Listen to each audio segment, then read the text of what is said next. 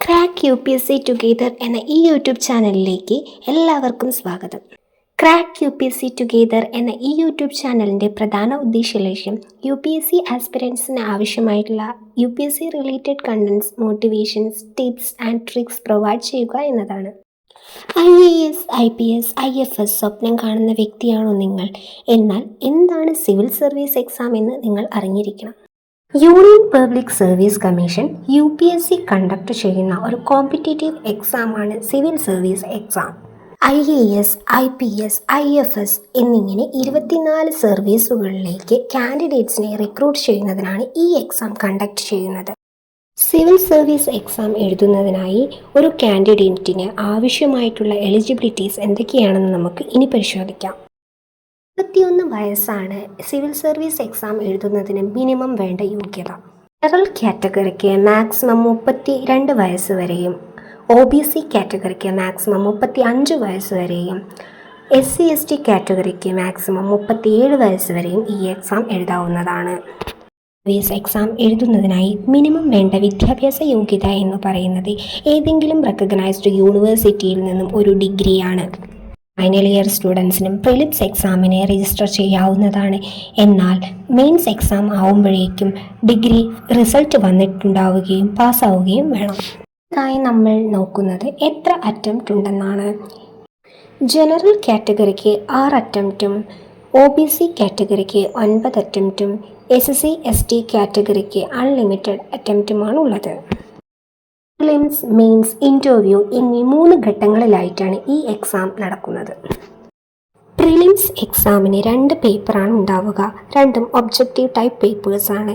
Paper 1ന് 200 മാർക്കാണ് total. 100 multiple choice questions ആയിരിക്കും ഉണ്ടായിരിക്കുക. നെഗറ്റീവ് മാർക്കിംഗ് ഉണ്ടായിരിക്കും. 1/3 ആയിരിക്കും നെഗറ്റീവ് മാർക്ക്. ഓരോ ക്വസ്റ്റ്യനും 4 ഓപ്ഷൻസ് വീതവും ഉണ്ടായിരിക്കുന്നതാണ്. പ്രിലിംസിലെ പേപ്പർ 2 ആണ് CSAT, civil service aptitude test. ഇതും ടോട്ടൽ മാർക്ക് എന്ന് പറയുന്നത് 200 ആണ്. 80 ക്വസ്റ്റ്യൻസ് ആണ് ഉണ്ടാവുക. കറക്റ്റ് ആൻസറിന് 2.5 മാർക്കും 1/3 എന്ന രീതിയിൽ നെഗറ്റീവ് മാർക്കിങ്ങും ഉണ്ടായിരിക്കുന്നതാണ്. ഇത് ഒരു ക്വാളിഫയിങ് പേപ്പർ മാത്രമാണ്. ഇതിൻ്റെ മാർക്ക് 33% മേലെ കിട്ടിയിരിക്കണം. അതായത് 66 മാർക്കെങ്കിലും ഉണ്ടായിരിക്കണം. പ്രിലിംസ് പാസ്സായവർക്ക് മെയിൻസ് എക്സാം എഴുതാവുന്നതാണ്. മെയിൻസിന് ടോട്ടൽ 9 പേപ്പറാണ് ഉള്ളത്.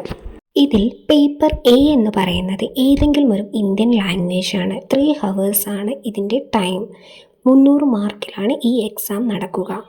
പേപ്പർ B എന്ന് പറയുന്നത് ഇംഗ്ലീഷ് ലാംഗ്വേജ് ആണ്. ഇതും 3 hours ആണ്. 300 മാർക്കിലാണ് ഉണ്ടാവുക. ഈ 2 പേപ്പേഴ്സും ക്വാളിഫയിങ് പേപ്പേഴ്സാണ്.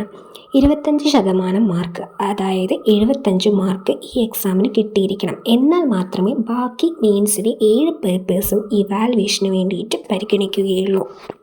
ഈ 2 പേപ്പേഴ്സിൻ്റെയും മാർക്ക് റാങ്കിൽ പരിഗണിക്കില്ല. അടുത്ത പേപ്പർ 1 എന്ന് പറയുന്നത് essay പേപ്പറാണ്. 3 hours ആൻഡ് 250 മാർക്കാണ് ഇതിനുണ്ടാവുക. അടുത്ത പേപ്പർ 2 മുതൽ പേപ്പർ 5 വരെ GS1, GS2, GS3, GS4 എന്നീ പേപ്പറുകളും 3 hours ആയിരിക്കും. അതേപോലെ തന്നെ ഓരോ പേപ്പറിനും 250 മാർക്കായിരിക്കും ഉണ്ടാവുക. അവസാനമായി 2 ഓപ്ഷണൽ പേപ്പേഴ്സും ഉണ്ട്. ഓപ്ഷണൽ പേപ്പേഴ്സ് നമുക്ക് ചൂസ് ചെയ്യാവുന്നതാണ്. 3 hours ആയിരിക്കും. 2 പേപ്പറിനും ഉണ്ടാവുക. 250 മാർക്കുമായിരിക്കും. മെയിൻസ് എക്സാം ക്വാളിഫൈ ചെയ്യുന്നവർ നേരെ ഇൻ്റർവ്യൂവിലേക്ക് പ്രവേശിക്കുന്നതാണ്. ഫസ്റ്റ് അറ്റംപ്റ്റിൽ തന്നെ സിവിൽ സർവീസ് ക്രാക്ക് ചെയ്യുന്നതിനായി ഒരുപാട് കാര്യങ്ങൾ നമ്മൾ ശ്രദ്ധിക്കേണ്ടതുണ്ട്. സെൽഫ് മോട്ടിവേറ്റഡ് ആയിട്ടിരിക്കുക എപ്പോഴും. പിന്നെ ഒരു സ്റ്റഡി പ്ലാൻ ക്രിയേറ്റ് ചെയ്യുക. ഏത് ദിവസം ഏത് സബ്ജക്റ്റ് പഠിക്കണമെന്ന് മുൻകൂട്ടി നിശ്ചയിച്ച് വെക്കുക. ടൈം മാനേജ്മെൻറ്റ് ഇമ്പോർട്ടൻ്റ് ആണ്. അതുപോലെ തന്നെ കൺസിസ്റ്റൻസി ഈസ് എ കീ എന്ന് കേട്ടിട്ടില്ലേ? കൺസിസ്റ്റൻ്റ് ആയിട്ട് സ്റ്റഡീസ് പ്ലാൻ ചെയ്ത് പഠിക്കുക. ഒരു ദിവസം പോലും പഠിക്കാതിരിക്കരുത്. ഈ എക്സാം പ്രിപ്പറേഷൻ ത്രൂ ഔട്ട് ഒരു പോസിറ്റീവ് മൈൻഡ് സെറ്റ് കീപ്പ് ചെയ്യാനും കാമായിരിക്കാനും എപ്പോഴും ശ്രദ്ധിക്കേണ്ടത് അത്യാവശ്യമാണ്.